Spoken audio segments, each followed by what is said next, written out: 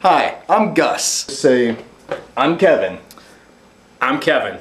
Today, we're going to be drinking Central Waters Brewing Company's Bourbon Barrel Stout. It's a stout aged in bourbon barrels. And thank you very much, Nathan, his cousin, for getting this for me. You're a trooper. Thank you. I love you.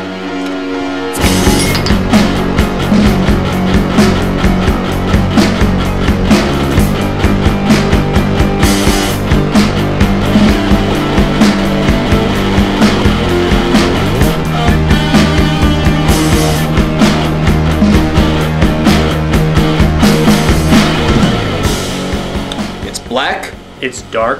It looks like a stout. But what's it smell like?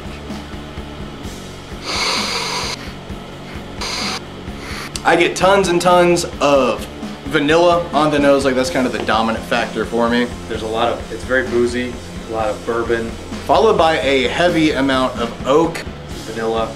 maybe some soft chocolate hanging out in the background. Maybe a little bit of malt, but mostly it's booze and bourbon up front.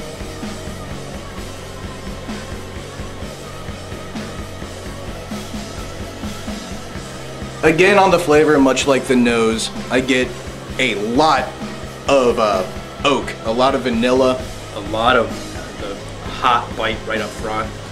booze out the wazoo. It's not a huge body. It's pretty hot.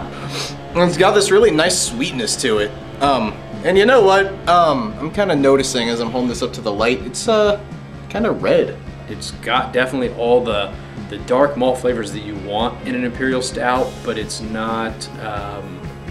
The stout isn't overwhelming. The barrel, the bourbon barrel really lends a very nice vanilla and a lot of kind of a toasted coconut flavor in the background.